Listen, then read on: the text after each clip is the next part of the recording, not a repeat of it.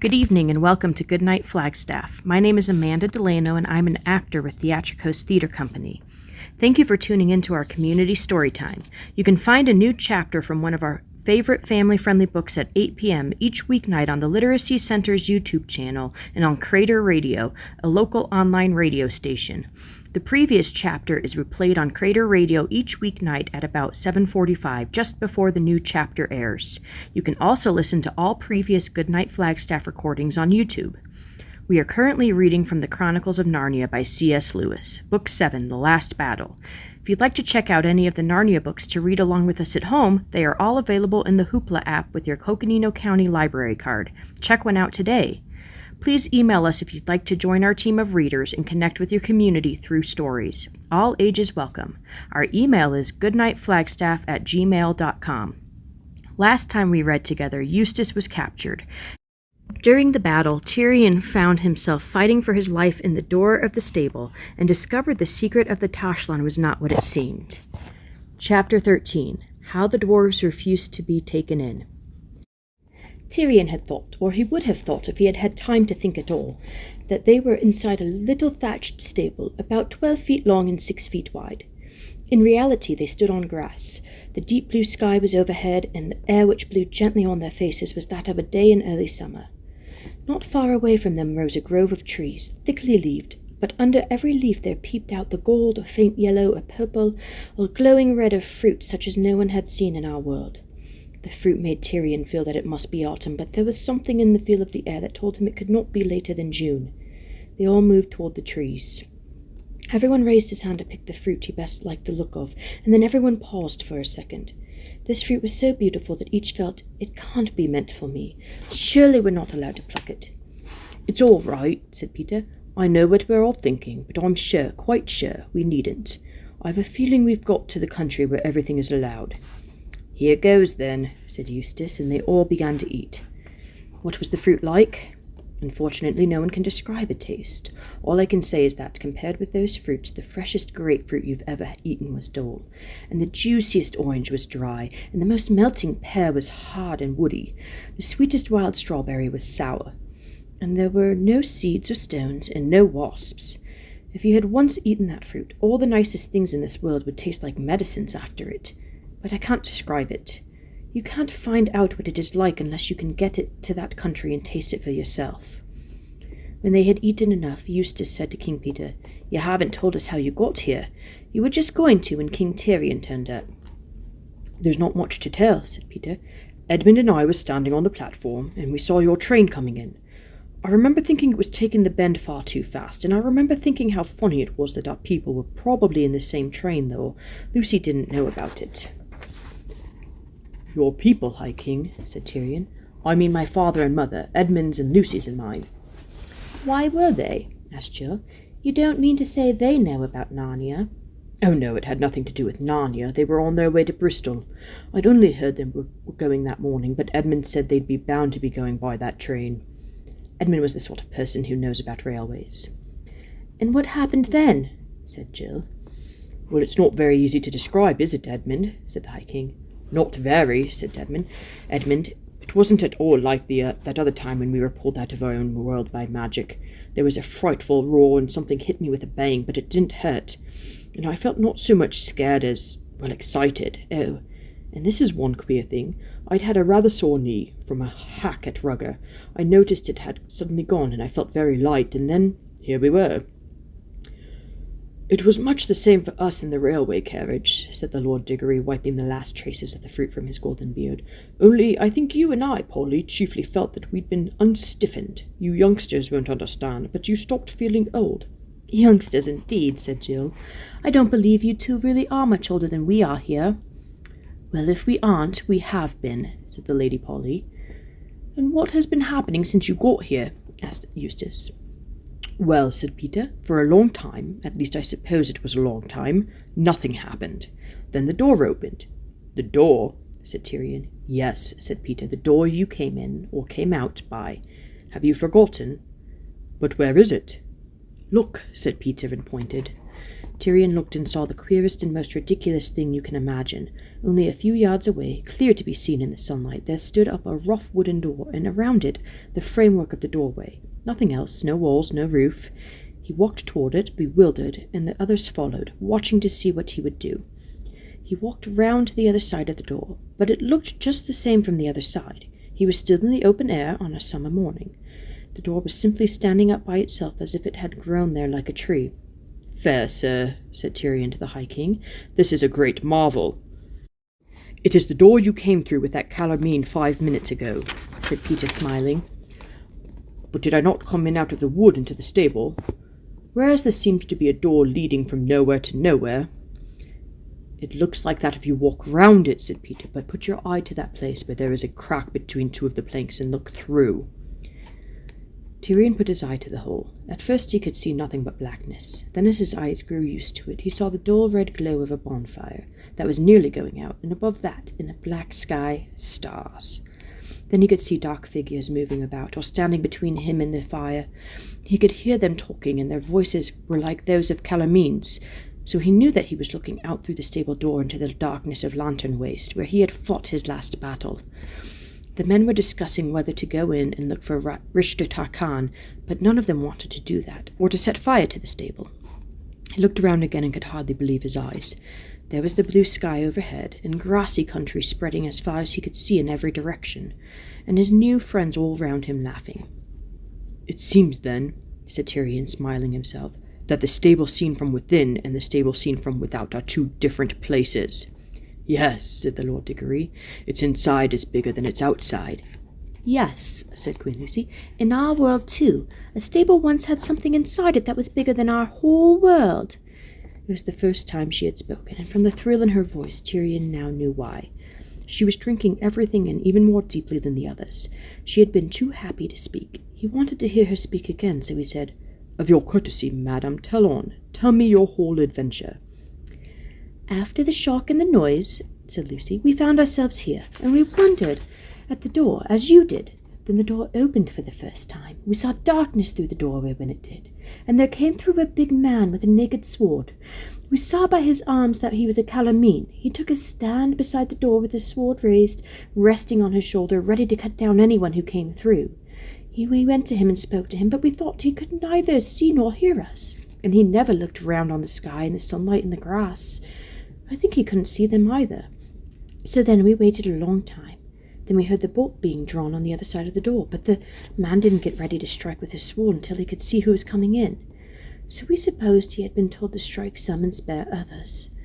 But at the very moment when the door opened, all of a sudden Tash was there, on this side of the door. None of us saw where he came from, and through the door there came a big cat.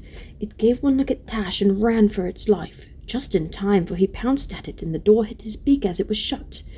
The man could see Tash. He turned very pale and bowed down before the monster, but it vanished away.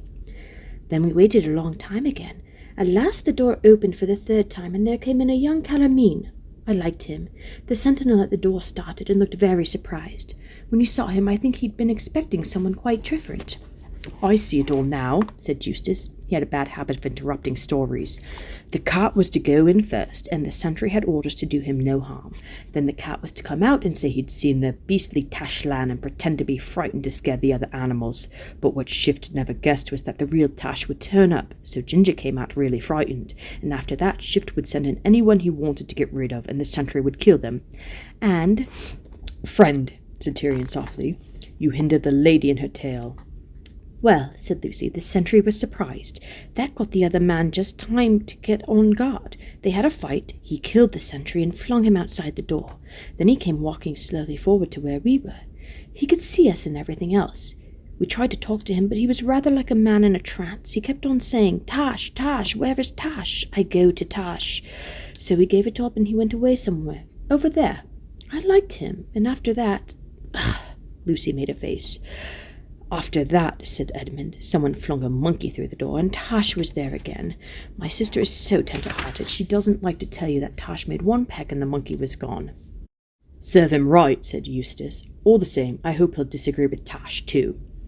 "And after that," said Edmund, "came about a dozen dwarfs, and then Jill and Eustace, and last of all, yourself." I hope Tosh ate the dwarfs too, said Eustace. Little swine. No, he didn't, said Lucy, and don't be horrid. They're still here. In fact, you can see them from here.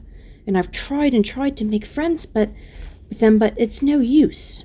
Friends with them? Cried Eustace. If you knew how those dwarfs have been behaving. Oh, stop it, Eustace, said Lucy. Do come and see them. King Tyrion, perhaps you could do something with them.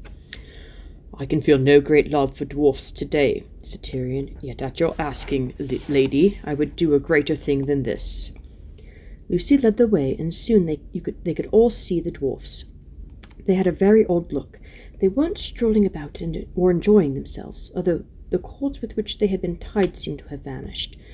Nor were they lying down and having a rest. They were sitting very close together in a little circle facing one another. They never looked round or took any notice of the humans till Lucy and Tyrion were almost near enough to touch them. Then the dwarfs all cocked their heads as they couldn't see anyone, but were listening hard and trying to guess by the sound what was happening. Look out, said one of them in a surly voice. Mind where you're going, don't walk into our faces. All right, said Eustace indignantly. We're not blind, we've got eyes in our heads. They must be darn good ones if you can see and hear, said the same dwarf, whose name was Diggle. In where? Asked Edmund. Why, you bonehead, in here, of course, said Diggle, in this pitch-black, poky, smelly little hole of a stable. Are you blind? Said Tyrion. Ain't we all blind in the dark? Said Diggle. But it isn't dark, you poor stupid dwarfs, said Lucy. Can't you see? Look up, look around. Can't you see the sky and the trees and the flowers? Can't you see me? How in the name of all humbug can I see what ain't there? And how can I see you any more than you can see me in this pitch darkness? But I can't see you, said Lucy. I'll prove it I can see you. You've got a pipe in your mouth. Anyone that knows the smell of baccy could tell that, said Diggle. Oh, the poor things, this is dreadful, said Lucy. Then she had an idea. She stooped and picked some wild violets. Listen, dwarf, she said, even if your eyes are wrong, perhaps your nose is all right. Can you smell that? She leaned across and held the fresh, damp flowers to Diggle's ugly nose, but she had to jump back quickly in order to avoid a blow from his hard little fist. None of that, he shouted. How dare you? What do you mean by shoving a lot of filthy stable litter in my face? There was a thistle in it, too. It's like your sauce. And who are you, anyway? Earthman, said Tyrion. She is the Queen Lucy, sent hither by Aslan out of the deep past, and it is for her sake alone that I, Tyrion, your lawful king, do not cut all your heads from your shoulders. Proved and twice proved traitors that you are. Well, if that doesn't beat everything, exclaimed Diggle. How can you go on talking all that rot? Your wonderful lion didn't come and help you, did he? Thought not.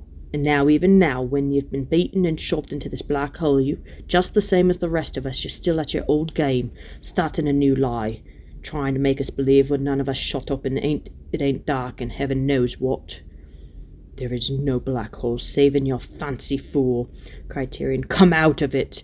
And leaning forward, he caught Diggle by the belt and the hood and swung him right out of the circle of dwarfs. But the moment Tyrion put him down, Diggle started back to his place among the others, rubbing his nose and howling. Oh, what do you do that for, banging my face against the wall? You've nearly broken my nose.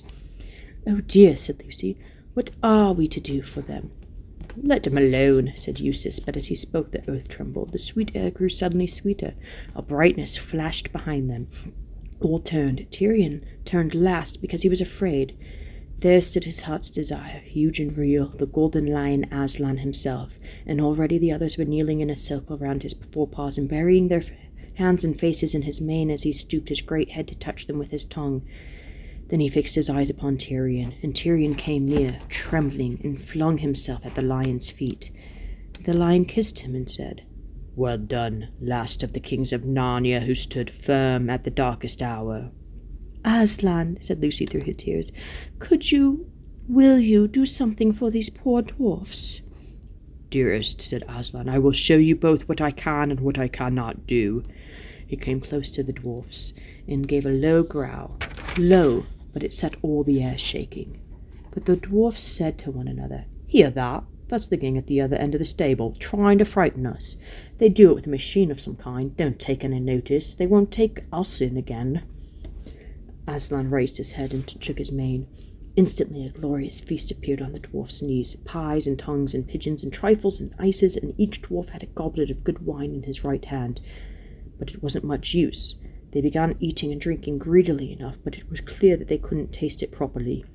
They thought that they were eating and drinking only the sort of things that you might find in a stable. One said he was trying to eat hay, and another said he got a bit of an old turnip, and a third said he'd found a raw cabbage leaf. And they raised golden goblets of rich red wine to their lips and said, "Ugh, fancy drinking dirty water out of a trough that a donkey's been at. Never thought we'd come to this."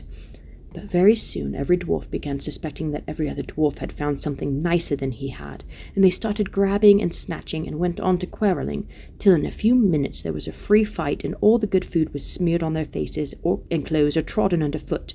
But when at last they sat down to nursing their black eyes and their bleeding noses, they all said, "Well, at any rate, there's no humbug here. We haven't let anyone take us in. The dwarfs are for the dwarfs." "You see," said Aslan, "they will not let us help them. They have chosen cunning instead of belief. They are prisoners only in their own minds, yet they are in that prison, and so afraid of being taken in that they cannot be taken out. But come, children, we have other work to do." They went to the door, and they all followed him. He raised his head and roared, "Now it is time!" Then louder, "Time!" Then so loud that it could have shaken the stars, "Time!" The door flew open. Thank you for tuning in. Join us tomorrow for Chapter 14 of The Last Battle. Good night, Flagstaff.